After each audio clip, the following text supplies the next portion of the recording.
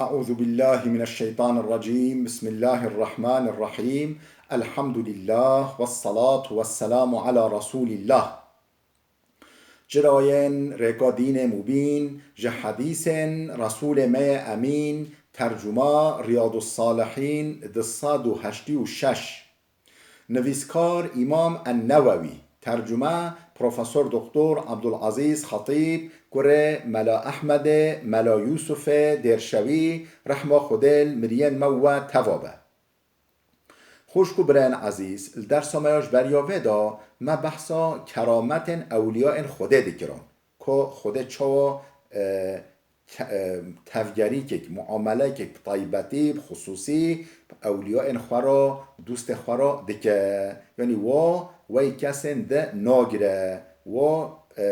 بلندتر دیگره بهتر قدر دیگره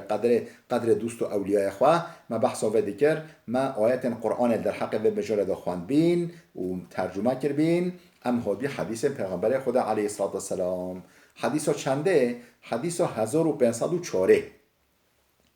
دبيجة وعن أبي محمد عبد الرحمن بن أبي بكر الصديق رضي الله عنهما.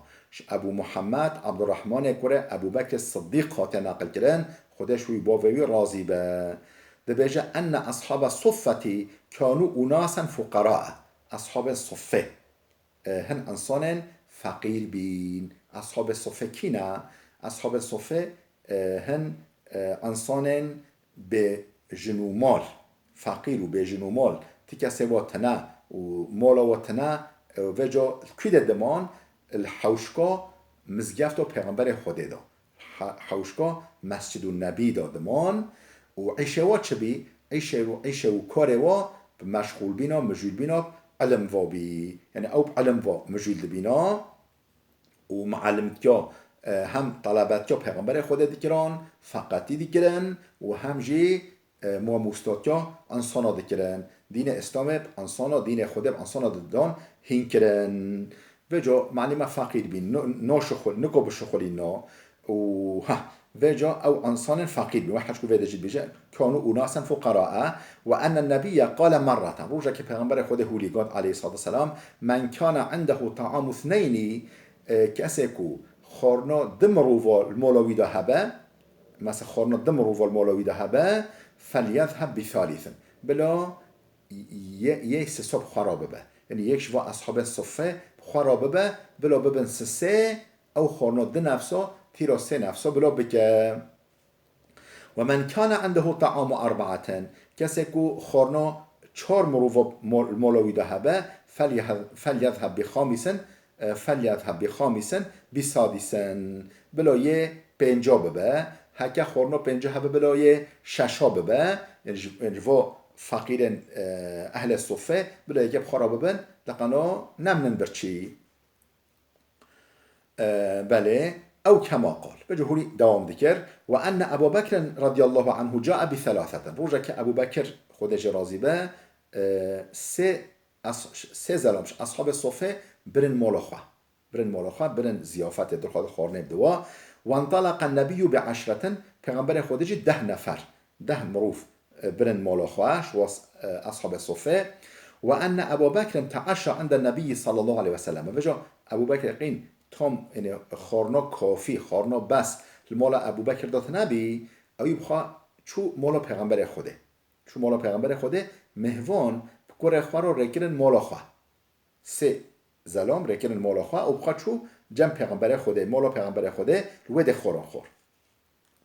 ثم لبث حتى صلى العشاء بشتینگه مال وده حتی نمجا عشایجی کر ثم رجع بشتینگه فتری مالا خواه فجاء بعد ما مضى من الليل ما شاء الله وجا کنگ فتلی حتی یعنی قدر که شف چایی پیش حتی بی درنگی شوه قالت له امرأته جنوی گوته ما حبسك عن اضیافك ده چرا نهت نک مهوان خواه سبب چه بی ده مای افقاشون مهوان خواه قال وما عشیتهم گماقی نبیوت خور ندابواهی یعنی بجا امام ابو بکر کت شبه و نبیوت هی خور ندابواه قالت جنویگا ابو حتی تجیع خود گوتن ام ناخی و حتی تنی حتی ابو بکر نی خواه مال نی ام خورنه ناخی وقد عرضوا عليهم وقد عرضوا عليهم قال فذهبت أنا فاختبأت وقد عرضوا عليهم وجا كيد بيجا محمد كرة عبد الرحمن كرة أبو بكر بيجا وما خورن دوني برولي بل نخورن قال فذهبت أنا فاختبأت از شو مخبر شد وقتی بابا ابو بکر زانی کو مهوان خورن نخو یا حتی وقت شوه مزانی مراب عنره و اچو مخبر شد فقال يا غنثرو فجدع وسب گوگو گر یعنی کو یقیمالی خطابه کره خارج یعنی بعاقل فجدع وسب یعنی تشتن خروف در حقم دو گوتن تشتن یعنی نخوش گوتن وقال كلوا لا هنيئا گوگو بخون نعافیت بشما حمیورو یعنی ابو بکر عنری والله لا اطعمه ابدا والله اجي طوم ناكم از طوم ناكم هم بخون قال وأيم الله ما كنا نأخذ من لقمة إلا ربا قال وأيم الله ما كنا نأخذ من لقمة إلا ربا من أسفلها أكثر منها حتى شبعوا بله وجا عبد الرحمن أبو محمد عبد الرحمن يقول أبو بكر بيجا والله لا أطعمه أبدا نخير بيجا وأيم الله أصندوقهم خده ما كنا نأخذ من لقمة ما تشقل لقمة بخورا إلا ربا من أسفلها أكثر منها حتى شبعوا يعني مطلقا شوي بهتر جبن دردكت يعني خورن زيادة بيا خورن بركت بيا أكثر منها حتى شبعوا شيا خورين بهتر رزيدة بيا ولي حتى تير خورن وصارت أكثر مما كانت قبل ذلك وجه چقما خورن قيس خورين جلك بهتر مال فراخدا فنظر إليها أبو بكر خورن نري فقال لامرأته جنا خاره لقاد يا أخت بني فراس أي خوها بني فراس يعني أي كاتشو بني فراسيا قبيلة بني فراسيا ما هذا أفشتشتا أفش حاله يعني خورنا ما كيم نبي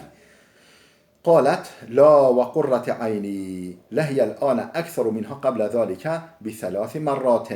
وجا جنو يقول لا نخر كيم نبي وقرة عيني أبرونه يجب خاصون دخم لهي الآن أكثر منها قبل ذلك ب3 مرات أو نهو 3 بهراش أول بهترة فأكل منها أبو بكر جيش وخور نخار وقال قد إنما كان ذلك من الشيطان أو يعني أرنما الشيطان بي يعني يمينه أو يعني خورنما يعني أمقول والله أصندخم أناخما أو شيطان أو صند داخورن ثم أكل منها لقمة بش نجي لقمة يجي خور ثم حملها إلى النبي بش نجي أو خورن برش پیغمبر خود را فأصبحت عنده